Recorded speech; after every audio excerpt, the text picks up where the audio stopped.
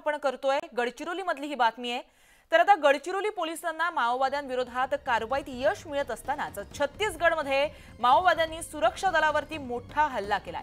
या हल्ल्यामध्ये 2 जवान हे शहीद झालेत तर 4 जवान हे गंभीर जखमी झालेत। विजापूर जिल्ह्यामध्ये तर्रीम पोलीस ठाण्याच्या अंतर्गत येणाऱ्या भागामध्ये जवान अभियानावर निघाले असताना माओवाद्यांनी केलेल्या आईडीच्या स्फोटामध्ये तब्बल 6 जवान जे आहेत ते गंभीर जखमी झाले होते। त्यातील 2 जवान हे आता शहीद झालेत तर 4 जवान गंभीर जखमी असून त्यांना हेलिकॉप्टरने उपचारासाठी नेण्यात आले।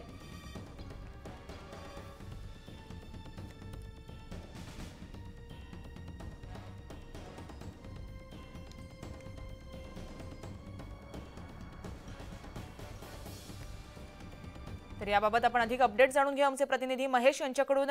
महेश, छत्तीसगडमध्ये माओवाद्यांनी जवानांवरती हल्ला केल्याचं कळतंय, नेमकी घटना काय? दंडकारण्यमध्ये माओवाद्यांच्या विरोधात सुरक्षा यंत्रणांनी आता जबरदस्त मोहीम सुरू केली आहे। काल गडचिरोली पोलिसांनी मोठं यश मिळवलं आहे। 12 जवान शहीद झाले आहेत। 12 माओवाद्यांना कंठस्नान घालण्यात यश आलेलं आहे आणि त्या पार्श्वभूमीवर आपण जर बघितलं तर छत्तीसगडमध्ये सुरक्षा दलाचे जवान माओवाद्यांच्या विरोधात अभियानासाठी निघाले होते। बिजापूर जिल्ह्यात हा जो भाग आहे सुकमा जिल्ह्याच्या सीमेला लागून आहे, तर्रेम पोलीस ठाण्याच्या हद्दीत येणारा या भागात माओवाद्यांनी आयडी पेरून ठेवले होते आणि हे छत्तीसगडच्या विशेष सुरक्षा दलाचे जवान त्या ठिकाणी अभियानासाठी जात असताना माओवाद्यांनी आयडीचा स्फोट केला। त्यामध्ये 6 जवान गंभीर जखमी झाले होते।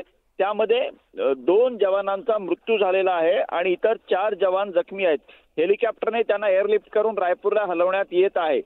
आता या भागात ऑपरेशन अजूनही सुरू आहे, मात्र छत्तीसगडमध्ये आज ही दुर्दैवी घटना घडलेली आहे आपल्याला दिसून येत आहे।